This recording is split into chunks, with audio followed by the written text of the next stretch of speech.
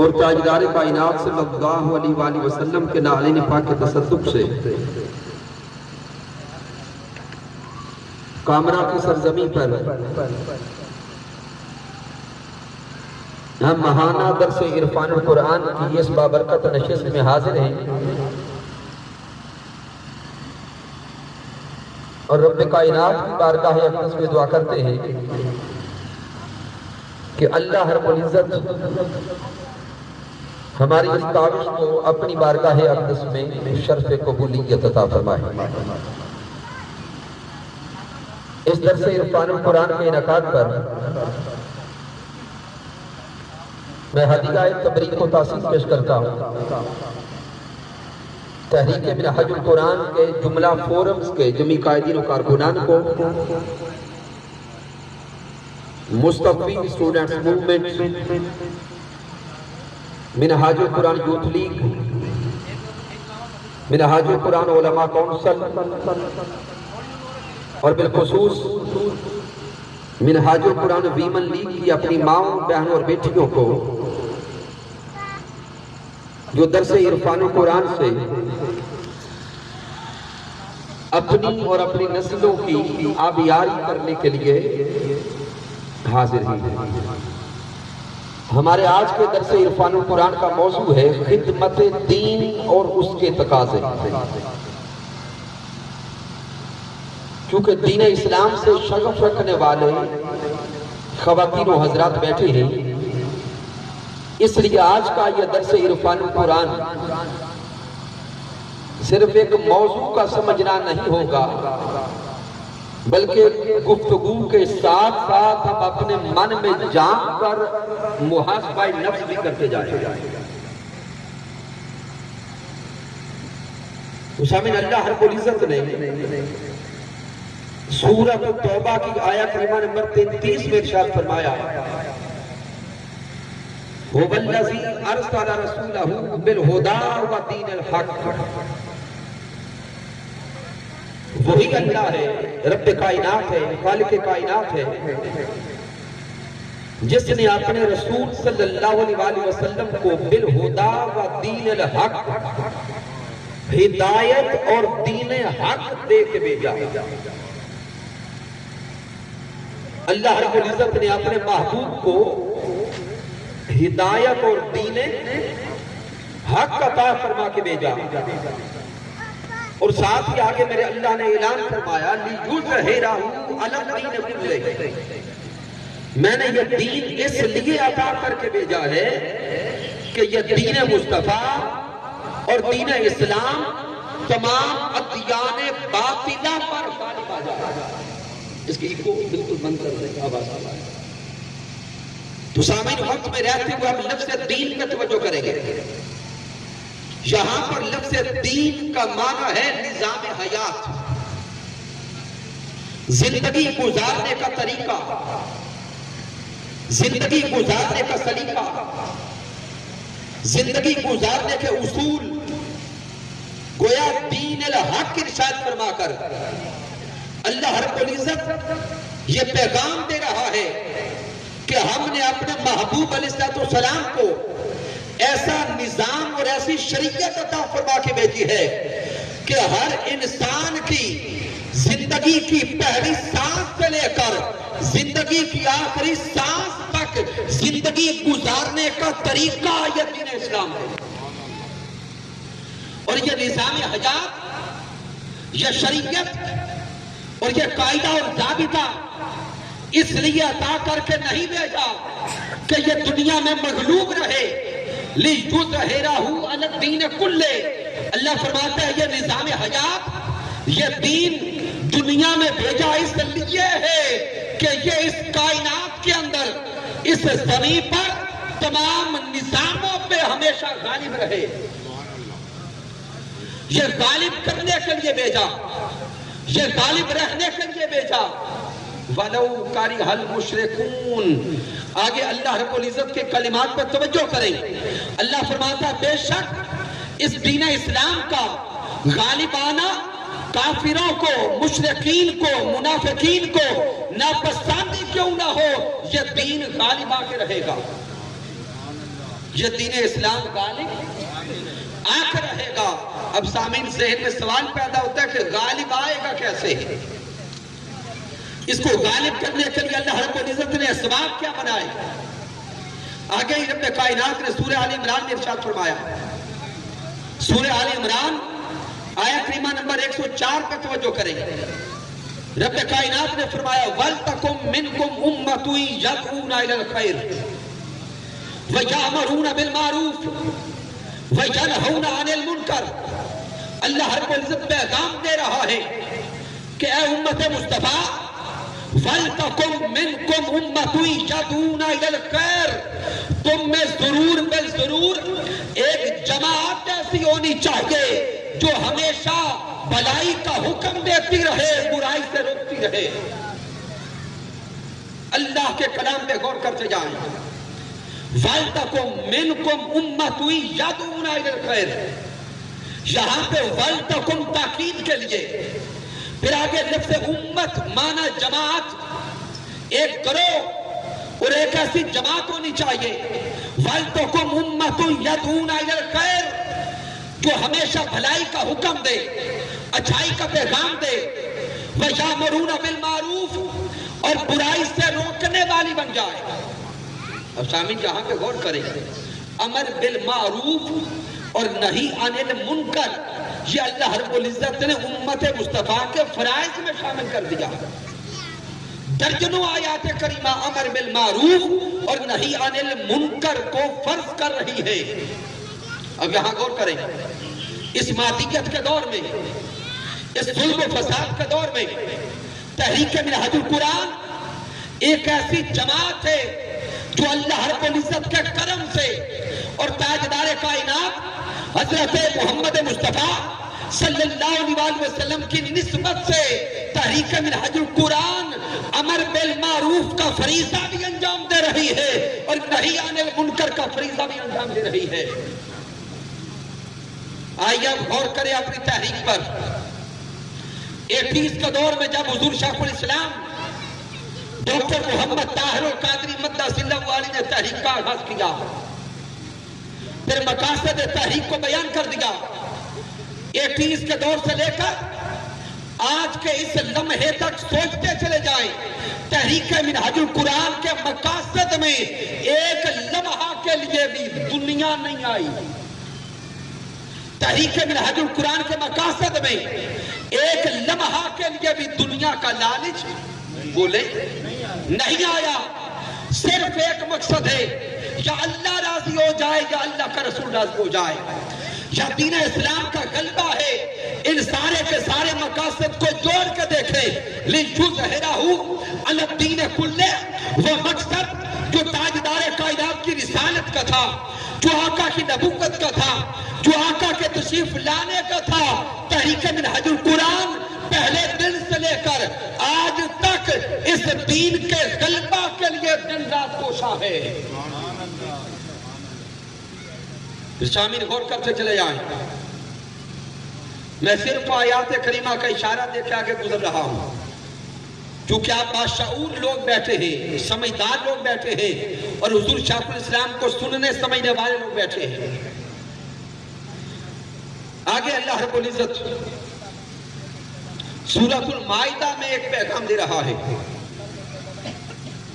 سورہ آل عمران میں تو اللہ نے فرمایا کہ تم میں ضرور بالضرور ایک جماعت ہونی چاہیے۔ یہاں حکم دیا کہ ایک جماعت اللہ رب العزت کے دین کے غلبہ کے لیے نکلے، کوشاں رہے، جو جزوی طور پر نہیں کلی طور پہ دین اسلام کا پیغام ہو جائے۔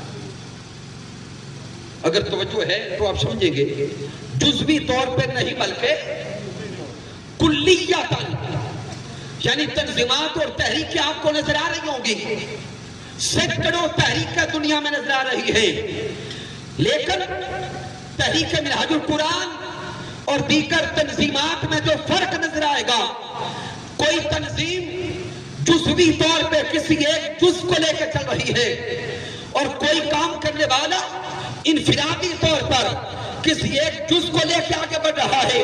لیکن تحریک منہاج القرآن دین اسلام کو کلیتاً پیش کر رہی ہے.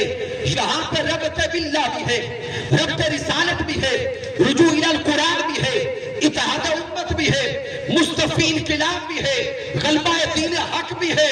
گویا دین اسلام نے جو کلیتاً دین کا پیغام دیا, جینے کا شعور دیا, جینے کا سلیقہ دیا, ویلفیئر سے لے کر اجتماعی زندگی سے لے کر نجی زندگی تک اور انفرادی زندگی تک جو پیغام تاجدار کائنات لائے تھے, کلیتاً ان کو آگے پہنچانے کے لیے تحریک منہاج القرآن کوشاں ہے. شامعین محترم, اس میں کسی ایک فرد واحد کو بھی کوئی شک نظر نہیں آیا. اب اس سے آگے توجہ کریں گے سورہ المائدہ پر. مالک کائنات کہاں ایک درد بھرا پیغام پہنچا رہا ہے. اللہ رب العزت فرما رہا ہے کہ اگر تم اس دین کے غلبہ کا کام نہیں کرو گے تو پھر کیا ہوگا.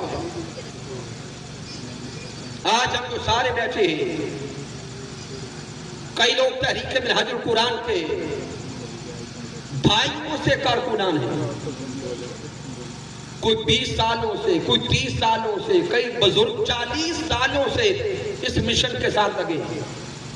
اور ادھر مائیں بہنیں بیٹیاں بھی اسی طرح. سامعین, بعض لوگ یہ سمجھ لیتے ہیں کہ یہ مشن, یہ تحریک, یہ اللہ کا دین ہماری وجہ سے چل رہا ہے. اگر کسی کے ذہن میں ایسا فطور آئے تو یہ شیطان کا وسوسہ ہے. یوسوس فی صدور الناس من الجنۃ والناس. لیکن یہ وساوس پیدا ہو رہے ہیں, پیدا ہوتے ہیں, اور لوگ سمجھتے ہیں کہ اگر ہم درس عرفان القرآن پہ نہ گئے تو کیا درس قرآن ہو جائے گا. لوگ فیل کرتے ہیں کہ آج کیا ہم نے دعوت کسی کو نہ دی تو ممکن ہے کوئی ایک بندہ بھی نہ جائے. آج ہم نے کسی کو روک دیا تو کیا نماز پڑھنے والے رک جائیں گے, درس عرفان القرآن پہ جانے والے رک جائیں گے. کئی فطور اور ذہن میں چیزیں آتی ہیں. لیکن سامعین جان لیں, ایسا سوچنے والا یا ایسا عمل کرنے والا نہ وہ دین کا نقصان کرتا ہے نہ مشن کا نقصان کرتا ہے. وہ نقصان کرتا ہے تو اپنی ذات کا نقصان کرتا ہے, اپنے اعمال کا نقصان کرتا ہے. اور جو ساری زندگی سے اس مشن کے ساتھ اور دین اسلام کے ساتھ وفاداریاں نبھاتا رہا ہے, اگر ایک لمحے کے لیے بھی سوچ لیا کہ یہ دین کا کام یا مشن کا کام میری وجہ سے ہے, وہ رب کی بارگاہ میں توبہ کرتے ہوئے سوچے کہ کیا اگر میں نے یہ سوچا دین میری وجہ سے ہے تو دین تو ہم نہ تھے تب بھی تھا, مشن میں ہم نہ تھے مشن تب بھی تھا, ہم مر جائیں گے دین اسلام کا کام تب بھی ہوتا رہے گا. یہ ہمارا محتاج نہیں ہے بلکہ ہم اس کے محتاج ہیں. اب اس پر غور کریں. سورۃ المائدہ, مالک کائنات نے فرمایا یا ایھا الذین آمنوا من یرتد منکم عن دینہ. مالک کائنات سورۃ المائدہ میں ارشاد فرما رہا ہے, اے ایمان والو, تم میں سے اگر کوئی غلبہ دین حق کے لیے کوشش کرنا چھوڑ جائے, من یرتد منکم عن دینہ, اگر دین اسلام کے لیے محنت کرنا چھوڑ دو گے, کاوش کرنا چھوڑ دو گے, کوشاں رہنا چھوڑ دو گے, تو یہ جان لو رب کے دین کا تو کوئی نقصان نہ ہوگا. من یرتد منکم عن دینہ فسوف یأتی اللہ بقوم یحبہم ویحبونہ. اگر تم غلبہ دین حق کے لیے گھروں سے نکلنا چھوڑ دو, محنت کرنا چھوڑ دو, کام کرنا چھوڑ دو, تو پھر انتظار کرو اس وقت کا کہ تم پہ اللہ کا عذاب اتر آئے, اللہ کا عذاب اترے. من یرتد منکم عن دینہ فسوف یأتی اللہ بقوم یحبہم ویحبونہ. ایسا عذاب اترے کہ رب کائنات اگلی قوم کو تباہ و برباد کر کے ایسی قوم لے کر آئے جس قوم سے وہ رب محبت کرتا ہو اور وہ رب سے محبت کرنے والی۔ پھر سامعین محترم، جامع ترمذی کو پڑھے، حدیث پاک کا مطالعہ کریں، امام طبرانی کی المعجم الاوسط کو پڑھے، امام غزالی کو پڑھے، حضور غوث الاعظم شیخ عبد القادر جیلانی رضی اللہ تعالیٰ عنہ کی غنیۃ الطالبین کا مطالعہ کریں، آقا علیہ السلام کے فرامین نقلیں۔ میرے محبوب علیہ السلام ایک دن صحابہ کرام میں بیٹھے تھے اور آقا علیہ السلام صحابہ کرام کو بیان فرماتے ہیں کہ بنی اسرائیل کی ایک بستی پر اللہ نے عذاب اتارنے کا فیصلہ کر لیا۔ اللہ رب العزت نے حضرت جبرائیل علیہ السلام کو حکم دیا کہ اے جبرائیل فلاں بستی میں اتر جائیں اور بستی کو زمین سے اٹھا کر اوپر آسمانوں کی طرف لے جا کر الٹا پھینک کے اس بستی کو تباہ و برباد کر کے نام و نشان بکھا دے۔ غور طلب آقا کے کلمات۔ حضرت جبرائیل علیہ السلام اترے اس بستی میں، جب وہاں پہنچے تو حضرت جبرائیل علیہ السلام نے دیکھا کہ اس بستی میں کئی نیکوکار بیٹھے، مسلوں پہ بیٹھے، اللہ اللہ کا ورد کر رہے ہیں، تسبیحاں اور منکے کھڑکا رہے ہیں۔ حضرت جبرائیل علیہ السلام رب کی بارگاہ میں عرض کرتے ہیں، اے مولا تیری اس بستی میں تو اللہ والے بھی ہیں، تیری بارگاہ میں جھکنے والے بھی ہیں، تیرے سامنے سجدہ ریزیاں کرنے والے بھی ہیں، تجھے ماننے والے بھی ہیں۔ مولا اس بستی میں تو ایسے لوگ بھی نظر آ رہے ہیں جو صبح و شام تیرے سامنے سجدہ کرتے ہیں، تو کیا ان کو بھی تباہ و برباد کر دو؟ اللہ رب العزت کے جواب پہ غور کرنا۔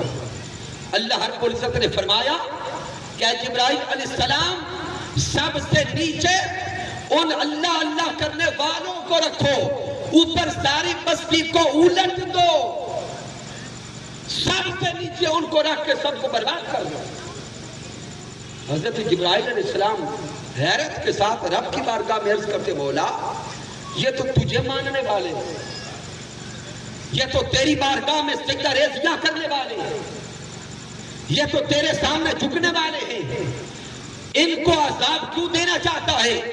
تو مالک کائنات نے فرمایا، اے جبرائیل بے شک یہ مجھے مانتے بھی ہیں، ایمان رکھتے بھی ہیں، سجدے کرتے بھی ہیں، لیکن انہوں نے پورے معاشرے کو تباہی میں دیکھ کر معاشرے میں امر بالمعروف اور نہی عن المنکر کا فریضہ چھوڑ دیا ہے۔ یہ ظلم کرنے والوں کو روکتے نہیں ہیں، برائی کرنے والوں کو روکتے نہیں ہیں، فساد کرنے والوں کو روکتے نہیں ہیں، صرف خود سجدے کرتے رہتے ہیں۔ معاشرہ ظلم و ستم کا شکار ہو چکا ہے، اس لیے ظالموں کے معاشرے کو بچایا نہیں جاتا، ظالموں کے معاشرے کو تباہ و برباد کر دیا جاتا ہے۔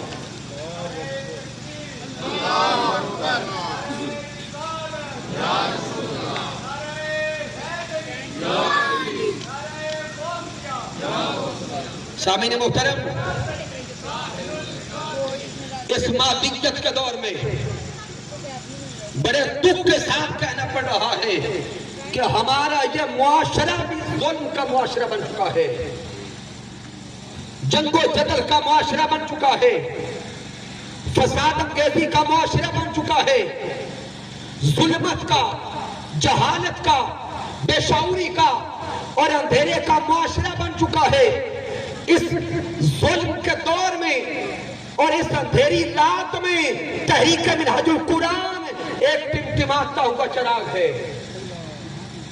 تحریک منہاج القرآن اس آندھی اور طوفان میں اس چراغ کی حیثیت رکھتا ہے جو نور کی طرف بلاتے ہوئے راستہ دکھلا رہی ہے۔ اس لیے تحریک منہاج القرآن کے ساتھ منسلک لوگ وہ سجدہ شکر ادا کرے کہ اس لالچ، ظلم اور حرام خوری کے دور میں بھی رب کائنات نے ہمیں اس لعنت و حرام خوری سے بچا کے رکھا ہے۔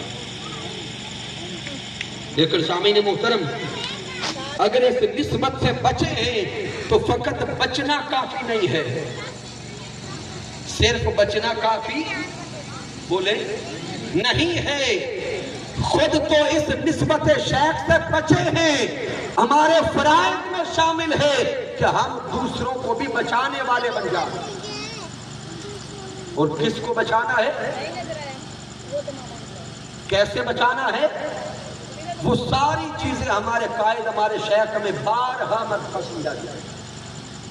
لیکن اللہ رب العزت سورۃ التحریم میں ارشاد فرما رہا ہے، قُوا أَنفُسَكُمْ وَأَهْلِيكُمْ نَارًا، کہ سب سے پہلے اپنے آپ کو بچاؤ اس آگ سے، ظلم و ستم سے، فساد انگیزی سے، سب سے پہلے بولیں گے اپنے آپ کو بچاؤ۔ قُوا أَنفُسَكُمْ وَأَهْلِيكُمْ نَارًا، جنم کیا بچاؤ، پھر دوسرا فضا ہے اپنے اہل و عیال کو، اپنے گھر والوں کو جہنم کیا سے بچاؤ۔ ان محترم بچے طریقہ کیا ہے وہ پہلے میں آیات میں اشارتاً عرض کر چکا۔ اس مشن کے ساتھ اس دور میں جڑ جانا، پھر عمل صالح کرنا اور اس کے تقاضے پورے کرنا، خود کو جہنم کی آگ سے بچانا ہے۔ پہلا فریضہ تو اپنے بارے میں ہو گیا، دوسرا اللہ نے فرمایا انفسکم واہلیکم نارا، اپنے خاندان کو، اپنی اولاد کو، بیوی بچوں کو بچاؤ۔ تو گویا اگر ہم غور کریں تو دوسرے درجے پہ اپنی اولاد ہے، اپنی اولاد ہے۔ اب تھوڑا دوسرے جہت سے ہم سوچے تو صحیح، ہم میں سے کتنے لوگ ہیں جو خود تو مشن کے ساتھ جڑے ہیں اور ساتھ اپنی اولاد اور گھر والوں کو بھی جوڑا، وہ بھی تھوڑا غور کریں۔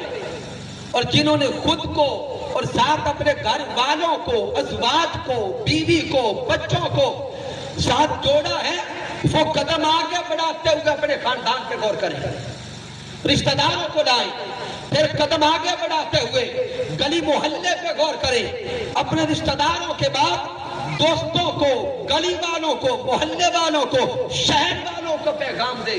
اگر واقعی اس تحریک کو حق سمجھتے ہیں، اگر واقعی اس تحریک کو حق سمجھتے ہیں، اگر حق نہ سمجھتے ہوتے تو خود اس طرف نہ آتے۔ اپنا آنا یہ ثابت کر رہا ہے کہ یہ تحریک اس دور میں بولے حق ہے، اور اس پر اگر دلائل چاہیے ہو تو وقت نہیں ہے، میں صرف اشارہ دیتا ہوں۔ 80s کے دور سے لے کے آج تک 40 سال سے زائد عرصہ گزر گیا اس تحریک کو۔ حضور شیخ الاسلام ڈاکٹر محمد طاہر القادری مدہ ذلہ والی کا ویژن اٹھا کے دیکھیں، اس مرد کلندر نے جو کلمات آج سے 30-40 سال پہلے فرمائے تھے، آج تک اس مرد کلندر کا ویژن نہیں بدلا، آج تک حضور شیخ الاسلام کا ویژن نہیں بدلا، آپ کی سوچ اور فکر بولے نہیں بدلی۔ بدلنا تو دور کی بات، ہر آنے والا دور یہ ثابت کر رہا ہے کہ حضور شیخ الاسلام ڈاکٹر محمد طاہر القادری نے جو کہا تھا، بولے حضور شیخ الاسلام نے جو کہا تھا سچ کہا تھا۔ شامل محترم، جب ایک ایک لمحہ اس مرد کلندر کے ایک ایک جملے کو سچ قرار دے رہا ہے تو پھر ہمیں اب کیا الگ اور سوچنے کی حاجت ہے؟ کیا کسی اور کے دروازے پہ جا کے پوچھنے کی ضرورت ہے کہ حق کیا؟ اگر ضرورت نہیں ہے تو پھر سوچیں کیا ہم اس قائد کی نسبت کا حق ادا کر رہے ہیں؟ یہ لمحہ فکریہ ہے۔ سامعین محترم، اگر اس تحریک کے ساتھ آ گئے تو اب ہمارے فرائض میں دعوت حق آگے پہنچانا ہے، دین اسلام کی دعوت کو آگے ہر گھر تک پہنچانا ہمارے فرائض میں شامل ہے۔ تو جب ہمارے فرائض میں شامل ہے تو اس کے لیے آج ہمیں سوچنا ہوگا کہ ہم کتنی محنت کر رہے ہیں اور کیا کردار ادا کر رہے ہیں۔ سامعین محترم، مجھے جیسا احباب نے بتایا کہ کچھ عرصہ پہلے یہاں کے درس عرفان القرآن میں ہر درس عرفان القرآن کے موقع پر 1000 سے زائد کی گیدرنگ ہوتی تھی۔ کیا یہ سچ ہے؟ پکی بات ہے۔ اگر 1000 سے زائد کی گیدرنگ ہوتی تھی تو آج درس عرفان القرآن میں لوگ کیوں نہیں آ رہے؟ یہ سوچنے کی بات ہے۔ شاید ایک طرف میری سوچ آتی ہے کہ ممکن ہے کہ میں خطاب درست نہ کر پاتا ہوں، ڈیلیور اس انداز سے نہ کر پاتا ہوں جس طرح آپ کی توقع ہے یا جو آپ کا معیار ہے۔ میں اپنی نااہلی، کم فہمی، کم علمی قبول کرتا ہوں۔ کیا یہ وجہ ہے؟ بولیں گے نہیں۔ اگر یہ وجہ نہیں ہے تو سامعین پھر آج ہمیں ذہنی طور پر، فکری طور پہ وہ وجہ تلاش کرنی ہے کہ درس عرفان القرآن میں ہم لوگ کیوں نہیں آ رہے۔ اور یہ درس عرفان القرآن اللہ کی عزت کی قسم، آپ مجھے سننے نہ آئے نہ آتے ہیں، میں تو وہ سناتا ہوں جو قائد عطا کرتے ہیں۔ میں تو سبق یاد کر کے آتا ہوں اور آگے آپ تک پہنچا دیتا ہوں۔ گو دیکھنے میں ناچیز ہوتا ہوں گا، زبان میری ہوتی ہوگی لیکن الفاظ میرے نہیں ہوتے، انداز میرا نہیں ہوتا۔ میرے انداز کو مبشر شاہ صاحب جانتے ہیں، میرے علاقہ کے بچپن سے مجھے جانتے ہیں، میں تو ایویں پھرنے والا ایک بندہ ہوں۔ اس قائد کی نسبت نہیں، جب یہاں تک پہنچایا ہے تو یہ بولنا میرا بولنا نہیں، یہ اللہ کے قرآن کا پیغام پہنچانا میرا پیغام پہنچانا نہیں۔ یہاں پہ آنا یہ میرا آنا نہیں ہے، یہ پیغام بھی اسی قائد کا ہے، مشن بھی اسی قائد کا ہے اور فہم بھی اسی قائد کا ہے۔ جب سب کچھ اسی قائد کی طرف سے آ رہا ہے تو پھر آپ آج سوچنا ہوگا کہ کمی کہاں پر ہے۔ آئندہ درس عرفان القرآن کے موقع پر اگر ہم کوشش کریں اور امید رکھتے ہوئے کوشش کریں کہ ہم سارے لوگ مل کے دعوت کو اتنا پھیلائیں گے کہ یہ سارے کا سارا پنڈال بھر جائے گا، کوشش کریں گے ہاتھ اٹھا کے منہاج القرآن کے لوگ کم از کم وعدہ کر کے جائیں گے۔ ادھر مائیں بہنیں بیٹیاں بھی وعدہ کرتی اور اس وقت دیر سے نہیں آنا، کیونکہ جب میں یہاں بیٹھا تو وقت 8:45 ہو چکے تھے اور آگے آذان کا وقت ہو چکا ہے۔ تو اب اس مختصر سے وقت میں نہ میسج مکمل کرنے ہوتا ہے، نہ پیغام مکمل جاتا ہے، نہ ہی موضوع مکمل ہوتا ہے۔ تو سامعین محترم، جو دین حق کے داعی ہوتے ہیں اگر ان کے فرائض کو دیکھیں، سب سے پہلا فرض ہوتا ہے کہ وہ دین کا پیغام اپنے آپ کو دیتے ہیں۔ قُوا أَنفُسَكُمْ، سب سے پہلے پیغام بولیں گے اپنے آپ کو دیتے ہیں، پھر اپنے قریبیوں کو دیتے ہیں، پھر صرف پیغام دیتے نہیں ہیں، اخلاص کے ساتھ دیتے ہیں۔ کیسے؟ اخلاص کے ساتھ، للہیت کے ساتھ، خوف خدا من میں سجاتے ہوئے، اللہ کا خوف من میں رکھتے ہوئے۔ جب اللہ کا خوف من میں اتر جائے، اللہ رب العزت کی خشیت من میں اتر جائے، خشیت الہی کے ساتھ جب بندہ دین اسلام کا پیغام لے کر نکلتا ہے تو اللہ کی عزت کی قسم وہ بندہ صرف اکیلا نہیں جاتا، آسمانوں سے فرشتے اس کی تائید کا نظرہ کرتے ہیں۔ آزان سے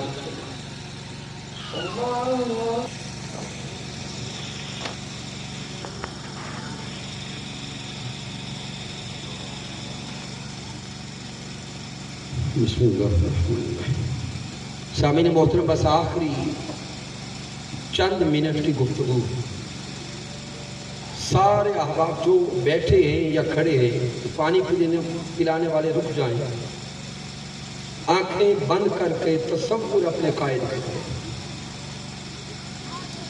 اپنے شیخ کے ساتھ جو محبت ہے، جو پیار ہے، جو نسبت ہے اور جب سے ہے، بس اپنے تصورات میں لائیں اور اپنے دل میں جھانکتے ہوئے تھوڑا سا آئیے میرے سمیت ہم اپنے عمل کو دیکھیں اور اپنے قائد کی ہمارے لیے جو اس قائد نے قربانیاں دی ہیں اس کو دیکھیں۔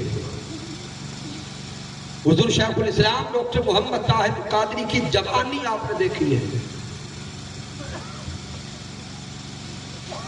حضور شیخ الاسلام کو آپ نے اس وقت سے دیکھا ہے جب داڑھی کا کوئی ایک بال بھی سفید نہ تھا۔ اس مرد کلندر نے زندگی کا ایک ایک لمحہ دین متی کی نوکری میں لگایا۔ اس مرد کامل نے ساری زندگی سے ہماری تربیت کی، اور قائد محترم خود فرماتے ہیں کہ میں نے اپنے کارکنان کو اپنی اولاد کی طرح پالا ہے اور اپنے کارکنان کو خشیت الہی کا دودھ پلا کے پالا، تقوی کا دودھ پلا کے پالا، بندگی کا دودھ پلا کے پالا، عشق مصطفیٰ صلی اللہ علیہ وسلم کے جام پلا کے پالا۔ ارے تصور میں لائے حضور شیخ الاسلام کا سنے ہوئے وہ خطابات جو کبھی آپ نے سامنے بیٹھ کے سنے ہوگے، کبھی آڈیو کی صورت میں سنے ہوگے، کبھی ویڈیو کی صورت میں سنے ہوگے۔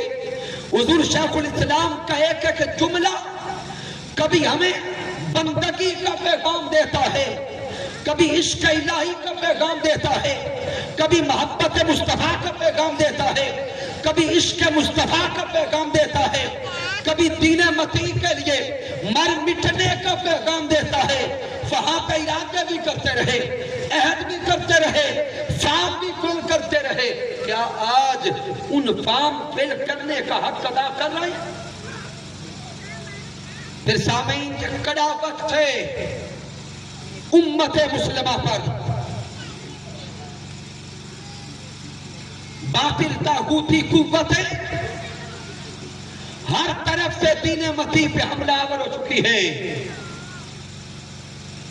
باطل طاغوتی قوتیں تاجدار کائنات کی ناموس پہ حملہ آور ہو چکی ہے۔ کبھی یورپ میں ناموس مصطفیٰ پہ حملہ ہو رہا ہے، کبھی ڈنمارک میں ناموس رسالت پہ حملہ ہو رہا ہے، اور وہ بدبخت آگے بڑھتے بڑھتے اب ہمارے پڑوسی ملک تک آگے آ چکے ہیں۔ اب انڈیا میں بیٹھنے والی کسی بے غیرت نے تاجدار کائنات کے ناموس پہ حملہ کر دیا۔ کیا ہم ساری زندگی صرف دعوے کرتے رہیں؟ ایک طرف تو المیہ یہ ہے کہ ناموس رسالت پہ حملے اور دوسری طرف کا المیہ یہ ہے جو ظاہراً ناموس رسالت کا دفاع کرنے والے ہیں، وہ شعور سے دفاع نہیں کر رہے، وہ علم سے، بلاغت سے اور حکمت سے دفاع نہیں کر رہے۔ دونوں اطراف سے نقصان دین متی کا ہو رہا ہے۔ ضرورت اس امر کی ہے کہ وقت کے چیلنجز کو سمجھتے ہوئے، وقت کے تقاضوں کو سمجھتے ہوئے عالمی سطح پر ناموس رسالت صلی اللہ علیہ وسلم کے دفاع کے لیے ایسا قدم اٹھایا جائے کہ پھر قیامت تک کے لیے یہ مسئلہ ختم ہو جائے۔ اور اس کا حل بھی حضور شیخ الاسلام ڈاکٹر محمد طاہر القادری مقدس اللہ علیہ نے بیان فرما دیا اور کئی سالوں سے اعلان کر دیا۔ جمی اسلامی طاقتوں کو یہ لیٹرز لکھے جا چکے، پیغام پہنچایا جا چکا کہ صرف احتجاج کرنے سے یہ مسئلہ حل ہونے والا نہیں ہے، صرف شور مچانے سے یہ مسئلہ حل ہونے والا نہیں ہے۔ ضرورت یہ ہے کہ کوئی اسلامی ملک قدم آگے بڑھائے اور عالمی عدالت میں ناموس مصطفیٰ کا مسئلہ لے کے جائے۔ اور حضور شیخ الاسلام کا اعلان ہے، کوئی بھی مسلم ملک ناموس رسالت کا کیس عالمی عدالت میں لے کے جائے، جو ملک بھی لے کے جائے گا ناموس مصطفیٰ کا وکیل ڈاکٹر محمد طاہر القادری بن کے جائے گا۔ ناموس مصطفیٰ کا کیس لڑنے کے لیے وکیل ناموس مصطفیٰ، وکیل عشق مصطفیٰ، وکیل چاہت مصطفیٰ، وکیل محبت مصطفیٰ ڈاکٹر محمد طاہر القادری ہو گئے۔ اور حضور شیخ الاسلام کا دعویٰ ہے، حضور شیخ الاسلام کا اعلان ہے، کیس دائر تم کر دو، کیس جتوا کے امت مصطفیٰ کو تحفہ ڈاکٹر طاہر القادری پیش کرے۔ سامعین محترم، تحریک منہاج القرآن کسی لمحہ کے لیے بھی پیچھے نہ ہے نہ رہے گی، لیکن وقت کے تقاضوں کو سمجھتے ہوئے ضرورت ہے کہ جس محاذ پہ حملہ ہوا ہے اسی محاذ پہ دفاع کیا جائے، اسی محاذ پہ پیش قدمی کی جائے۔ لیکن سامعین محترم، جو آخری میں پیغام کے طور پہ بڑی محبت کے ساتھ جملے پیش کرنا چاہتا ہوں، ضرورت اس امر کی ہے کہ ہم تحریک منہاج القرآن کے سپاہی، تحریک منہاج القرآن کے کارکنان آپس میں متحد ہو کر، مجتمع ہو کر، یونٹی کے ساتھ، اتحاد کے ساتھ، محبت کے ساتھ آگے بڑھیں اور یہ پیغام محبت آگے بڑھاتے چلے جائیں، پہنچاتے چلے جائیں، لوگوں کو ملاتے چلے جائیں اور تحریک کی فکر لوگوں کے ذہنوں تک پہنچاتے چلے جائیں۔ کا اس کام کے لیے قدم بڑھاتے ہیں انشاءاللہ تعالی۔ اور سامعین، دوسرا اگر انتظامیہ کے ساتھ مجھے اجازت دیں، میں عرض کرنا چاہتا ہوں کہ اب کثیر جگہوں پر جہاں پہ دروس عرفان القرآن ہو رہے ہیں، ہماری دروس عرفان القرآن کونسلز یا دروس عرفان القرآن کمیٹیز موجود ہیں جو باقی تنظیمی ایکٹیویٹیز کرتی ہیں، لیکن پورا مہینہ ان کا فوکس درس عرفان القرآن پر ہوتا ہے کہ درس عرفان القرآن کامیاب کیسے کیا جائے، لوگوں کو دعوت کیسے دی جائے، وسائل کیسے جنریٹ کیے جائیں۔ اگر آپ لوگ انتظامیہ کے ساتھ مجھے اجازت دیں تو 5 رکنی 5 تن پاک کی نسبت سے 5 رکنی درس عرفان القرآن کونسل تشکیل دی جائے، جس میں منہاج القرآن کے اپنے لوگ بھی ہوں، اور اگر کوئی غیر تنظیمی لوگ صرف اللہ اور اس کے رسول کا پیغام سننے آئے ہیں، قرآن کا پیغام سننے آئے ہیں، یہ پیغام ان کو اچھا لگا ہے، اچھا لگتا ہے، تو وہ بھی ساتھ شامل ہو سکتے ہیں۔ کم از کم 5 لوگ ایسے چاہیے جو خود کھڑے ہو جاتے ہیں، اپنی اپنی سیٹوں پر جنہوں نے ہاتھ کھڑے دیے کھڑے ہو جاتے ہیں۔ کوئی 5 لوگ درس قرآن کونسل، ماشاءاللہ 1 2 3 ساتھی ہو گئے، 4 ایک ساتھی اور۔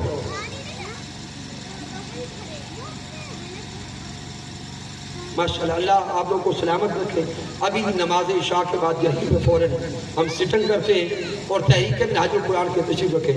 تحریک منہاج القرآن کے تمام فورمز کے جو نمائندگان ہیں، جو قیادت ہے، وہ بھی تشریف رکھیں گے، چند منٹ کے لیے ان کی زیارت کریں گے، ملاقات ہوگی، اور اگلے درس عرفان القرآن کے لیے ہم کچھ نئے عمل طے کریں گے۔